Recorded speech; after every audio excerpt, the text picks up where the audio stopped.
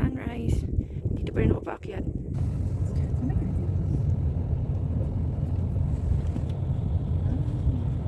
Basta going to fit station. Mga 15 minutes daw at drive. Una ako sa pila. Hi, nandito na ako fit station. 23:05 above sea level. So, dito yung start ng hike. Dumating ako dito ng 7:30 pero nagpa-hinga muna ako tsaka climatize ngayon 9:30 na. Mag-start na ako mag-hike.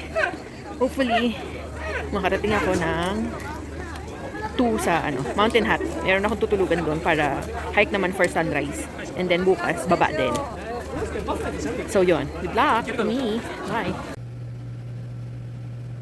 Ay, maambon. So it's 9:40.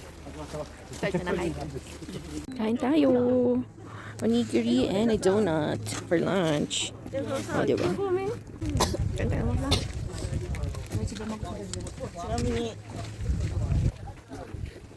Ay, so puro switchbacks na nga ito, no? Ang ating strategy ay maglakad pa zigzag para hindi masyadong nakakapagod. Ito ang daan.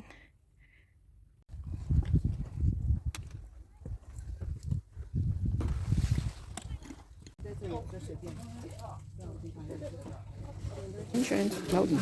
Tapos punta tayo sa Malaysia. There are 4 floors.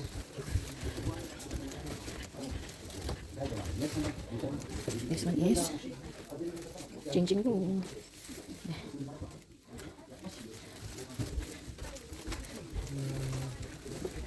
The 3rd floor.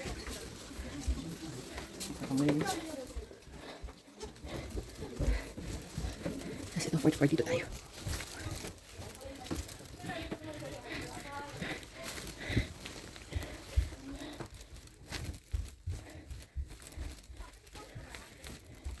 Here's the room. 4 p.m. Mag-isa lang ako. So, curry and rice and tea and fish and sausage. Ayam. Proper dinner. Breakfast for tomorrow. Binigay na nila. Bread and rice. Itong rice may init pa. May spoon din. Tsaka water. Yum. Tapos na akong dinner. 5 p.m. na. Umida na ako. Nag-stretchings na rin ako kanina. Papakita ko sa yung tsura ko. Yan. Naka-elevate yung paa. Para mapahinga siya. So, I'll try to sleep and then by tomorrow, 12 midnight, aakyat. Kasi kung ano mukha daw, inakyat yung 5th station to here. Same as the here to the summit. Kasi 3776 ang height ng summit eh. So, yun. Tapos, pababa 3 to 5 hours daw. So, 10 hours of hiking tomorrow. So, kailangan ko magpahinga. So, nag-stretchings na ako kanina. So, hopefully, hindi ganun kasakit yung paa ko bukas tsaka katawan ko. So, yun lang. Bye! Sa CR ng babae. Ay, yan. Malinis naman. May tissue pa. It's 12:30. I'm preparing na para mag-hike, mag-summit. I have my thermals, windbreaker, tapos ito.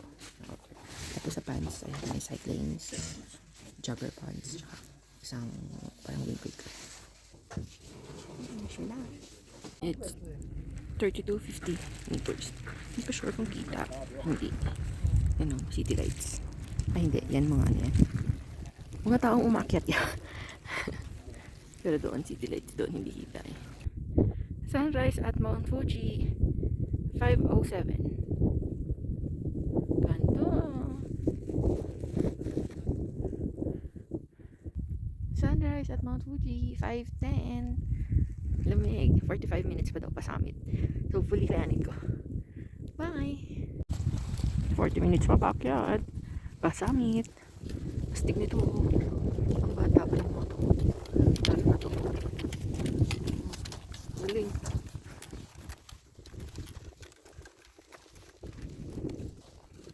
Na, pero malayo pa ako. Mga 6:30 siguro ako makakarating.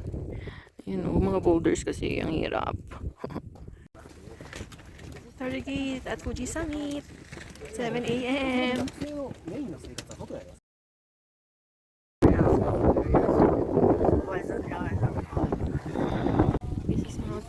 So, dito siya nagpa-picture.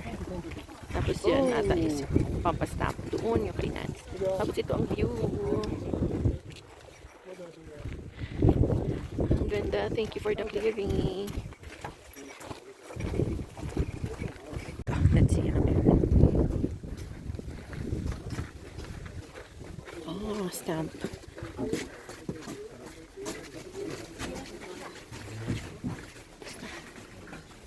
Meron pa doon, Tory Gate. Yun ata yung pinakamataas na part. Pero, hindi ko na kaya umakyat pag God na akach. So, pahinga muna. Dito ata yung kainan. So, tingin muna. Hi! So, it took me 6 hours. Kasi almost 1 a.m. ako umalis kanina sa Station 8 sa Mountain Hut.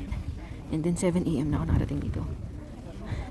Masama yung pakiramdam ko kasi parang every few steps kailangan ko magpahinga. Or siguro kasi talagang iba na yung altitude. Manipis na yung hangin. Pero, so thankful nakita ko ang sunrise, may clearing, even though wala ako sa summit noon. Pero, tapos nakapag-summit naman ako. Okay lang kasi natapos na yung sunrise. Pero, yun lang. Safe and walang injury. So, hopefully, pababa, same din. Sana 6 hours. Ay, kasi sa internet sabi, 3 to 5 eh. So, yun. Later. Yun o. View ng Mount Fuji. Ay, di pala. View from Mount Fuji. Yun lang. Bye. So, this is the crater. Pwede siyang lakarin. Mga 1 hour daw ulit. Pero I don't have energy na. Baka hindi na ako makababa.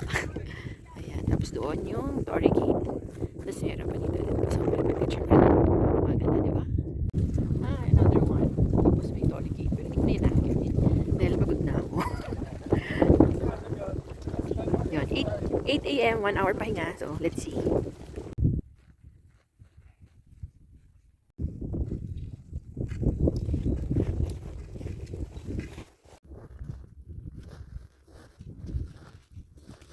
Hi! I'm back! 1 p.m. Nakuha ko siya ng 5 hours pababa from summit. Safe and alive and kicking. Yun lang. Bye!